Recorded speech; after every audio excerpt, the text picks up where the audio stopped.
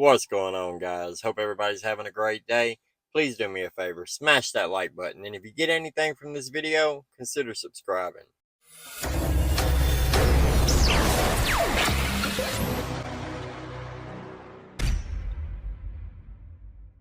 So let's talk about Bryan Kohberger. He got indicted today, or this morning, or overnight, or whenever. When I woke up this morning at 5 o'clock, he was indicted.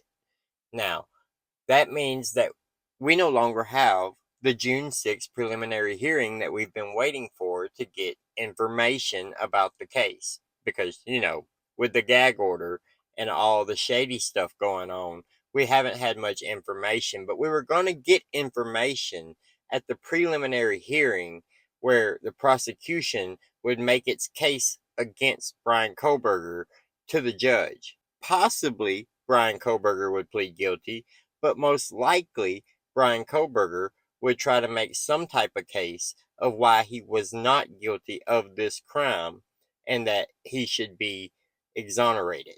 Obviously, that's not happening.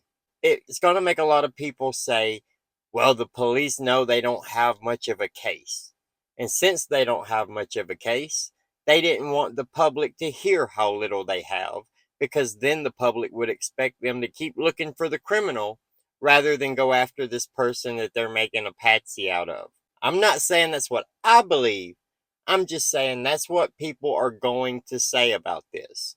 If Moscow Police Department, or if Idaho in general, would like people to stop making up conspiracy theories about this case, stop doing stuff that feeds into those conspiracy theories.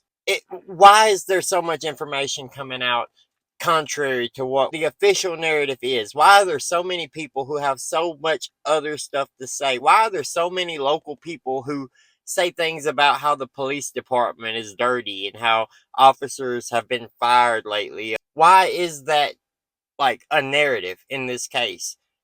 It's because the gag order, tight lip, don't say anything. We're not even going to let the family speak on the case. Well, if we let the family speak, we're not letting the family's attorney, who has absolutely nothing to do with this case other than the fact that he was their lawyer on behalf of them being told that they can't say something, or them being shamed for sharing information that they found and gave to the police. The Gonzalez family never gave any information that they were not supposed to give us.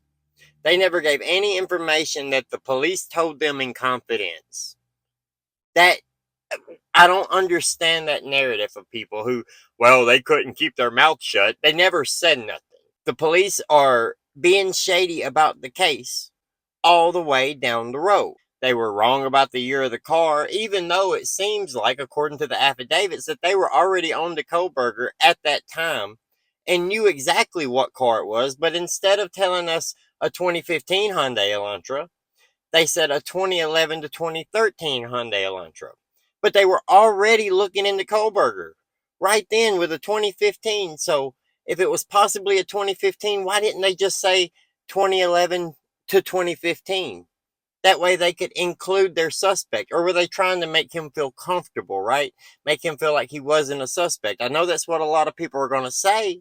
I know that's the excuse people are going to give. They didn't want to let him know that they were on to him. They wanted to have the aspect of surprise, but he wasn't surprised. I mean, according to their narrative, he wasn't. He cleaned out his car. He cleaned the stuff. His apartment was damn near empty. He went to his parents' house. He was digging his own trash that had his DNA on it out of his parents' trash so police couldn't get it. So it wasn't like he didn't expect somebody to come knocking, possibly, right? It didn't make him feel at ease because you said 2011 to 2013. It just makes it look like you were wrong, or that you found somebody who could fit the profile driving a car similar to the one you were looking for. So that's got to be our guy. And then he's a weird dude. He's got a lot of weird things going on. The fact that he had went to their Instagram profile, was friends with all of them, liked everything on one of them's pages, messaged one of them multiple times. Like, it looks terrible.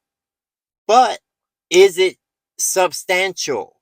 Does it relate to the case at all? Does it say that Bryan Kohberger did this? Bryan Kohberger went in that house that night and committed these crimes. What was his motive? Was it the incel stuff? Was it personal? Had they done something to him? Did he have a relationship with any of them? Did he know any of them? Was there any reason for him to have done this? Little bits and pieces of information like that would not hurt this case if it were to come out, but it would answer questions and it would make people understand certain aspects better, because all we have are bits and pieces from the PCA. We don't have a full story, a full narrative. I've given what I think the full narrative is from the mainstream media, according to how the news reports, what they say, what they assume, what their sources tell them all the time.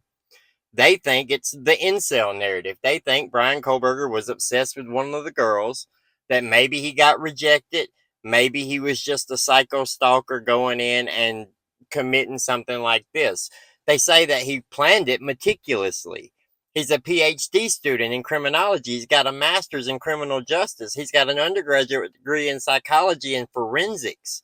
So, I mean, he's not stupid. If he planned this meticulously, then how did he make such rookie mistakes? Why would he take his phone with him, when if he just left his phone at home, then there was never any reason for anybody to think he went anywhere?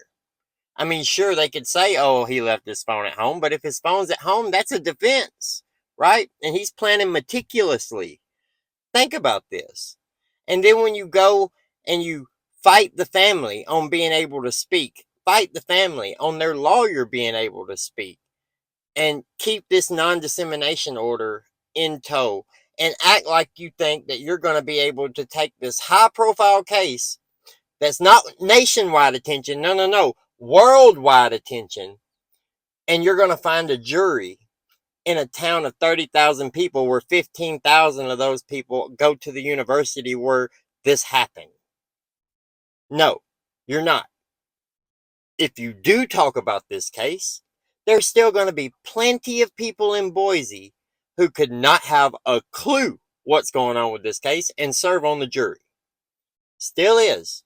Right now, till this day. I know the people that follow it really closely think that that's not the case, but most people don't know about this case. If they did, we'd be getting millions of views and not thousands of views, you know? There's 400 million people in the United States. How many of those people do you think know about this case?